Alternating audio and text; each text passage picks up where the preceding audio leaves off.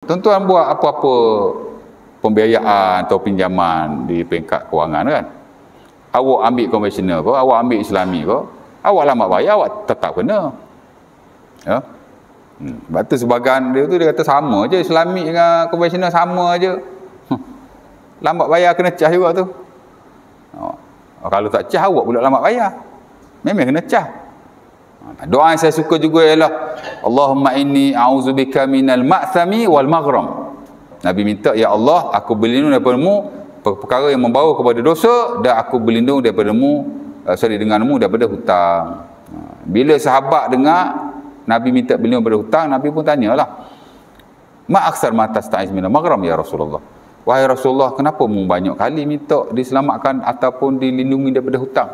Nabi kata, ar-rajulu idza gharima fahaddatha fakadzaba wa wa'ada fa akhlafa. Nabi kata, seorang lelaki itu bila dia berhutang, bila dia bercakap dia bohong. Tak semua, tapi boleh jadi. Yalah, memang nak minta hutang, kita tak ada duit nak bayar lagi. Nipu lah. Tak? Dan bila dia berjanji, dia mungkiri. Jadi berhutang ni masalah juga. Walaupun pada asalnya harus. Hutang ni harus, tuan. Mana mungkin tidak harus, Allah Ta'ala benarkan. Ya alladzina amanu idza tadayantum bidani ila ajalin musamma faktubu. Allah Ta'ala kata, wahai orang beriman, bila kamu berhutang, kamu tulislah. Bahkan ayat yang terpanjang sekali dalam Quran, satu ayat, satu muka surat. Satu ayat, satu muka surat. Ayat pasal hutang, Al-Baqarah 282. Bahkan dalam muamalah ada satu bab yang besar, babul qardi. Bab hutang. Dan Nabi pun berhutang. Jadi mestilah harus. Nampak? Kan Nabi berhutang. Ada juga orang kata, jangan berhutang, nanti mati susah.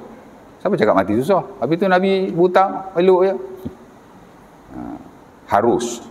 Tanpa hajat dan keperluan, baru jadi makruh. Tapi kalau ada hajat dan keperluan, harus. Kita bukan nak jutawan. Bukan nak hartawan. Ya tak? Kalau cash banyak tak apalah. Boleh hutang kalau ada keperluan tu. Tapi kalau berlebih-lebihan tak boleh lah. Ya. Pasal Nabi pun berhutang. Ya. Of course lah, kalau berhutang tak nak bayar, itu teruk sekali tu. Jangan begitulah. Ya. Kalau dia berhutang awal-awal dia tak nak bayar, ia satu dosa yang besar sekali. Ataupun dia berhutang niat nak bayar, kemudian dia boleh bayar, dia tangguh-tangguhkan. Layul wajid yahillu 'irduhu wa 'uqubatuh. Kalau orang tu mampu bayar hutang, dia tak bayar, Nabi kata dia boleh diambil tindakan. Dia boleh ditangkap, boleh dipenjarakan, boleh didenda dan seumpamanya. Ya.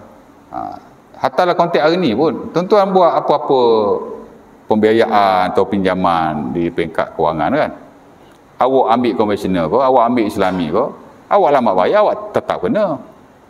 Ya. Sebab tu sebagian dia tu dia kata sama je Islami dengan konvensional sama je. Lambat bayar kena cas juga tu.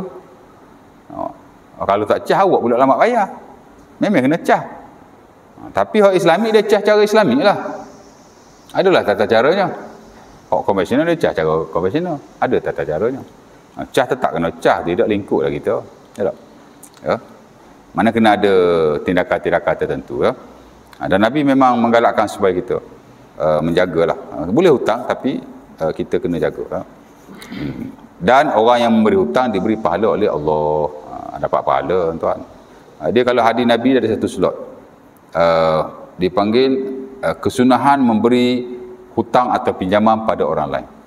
Dan saya rasalah ataupun saya ingatlah, tak pasti majoriti atau tidak, memang sebagian para ulama menggalakkan memberi hutang berbanding bersedekah. Ataupun dia kata hutang ni lebih besar pahala daripada sedekah. Sebab sedekah kan tak perlu atau tak ada hajat apa-apa kan. Tapi kalau kebiasaannya kalau orang nak berhutang dengan kita, dia dalam kesusahan. Ya, dalam kesusahan. Dan orang yang menolong orang susah lain memang disukai oleh Allah Subhanahu Wa Taala. Dan Allah Taala akan tolong dia baik di dunia, baik di akhirat. Dan kalau tuan-tuan buka Riyadhus Shalihin, ada satu bab hutang yang An-Nawawi masukkan. Ada beberapa hadis dimasukkan bahkan. Ada satu hadis itu agak bagus sekali. Hadis Muslim daripada Huzaifah. Di mana ada seorang hamba Allah Ta'ala ni tuan-tuan, dia tak ada amalan yang dia lakukan. Tak ada. Bila malaikat, ni hadis sahih ni, hadis sahih Muslim, Huzaifah, bila dia mati, Allah Ta'ala nak hisap dia. Allah Ta'ala suruh malaikat tengok amalan dia. Cek tengok, tak ada. Oh, tak ada amalan dia. Malaikat pun tanya dia, hal amilta minal khairi syai'an? Mu tak ada benda baik ke? Hak mu buat masa hidup dulu? La, tak ada, dia kata. Oh, teruk pada kita lagi tu. Kita dengan semaya, dengan jadi imam, dengan jadi muazzin, ya tak? Oh, dengan kuliah lagi. Dia tak ada. Oh, ni parut sungguh orang ni. Malaikat pula marah dia. Tazakar. Ingat kat sikit. Cuba kamu ingat balik. Dia ingat. Ya. Tiba-tiba ada. Oh, naam, dia kata. Ya. Kuntu udayin an-nas. Aku dulu ada bagi hutang pada orang. Fa'amur fityati an tajawaz anil mu'sir. Wada' anil musir. Atau kamakal. Dan aku ingat lagi, aku pesan pada budak-budak aku hok pergi kutik. Budak aku hok pergi kutik tu, kutik hutang tu lah. Kalau orang tu susah, bagi dia tempoh. Ya. Dan kalau dia terlebih susah, kamu lepaskan hutang. Maka saat itu Allah Ta'ala memerintahkan kepada malaikatnya, tajawazu anhu. Sebagaimana dia telah meringankan kesusahan orang lain itu, maka kamu lepaskanlah dia. Oh, fadilah besar lah kalau kita dapat tolong orang lah, ya. Jadi cerita dia macam itulah, ya. Jangan kerekut sangat, ya. Kalau kita ada kelebihan boleh bantu orang, kita bantu. Dan jangan general sangat. Ya.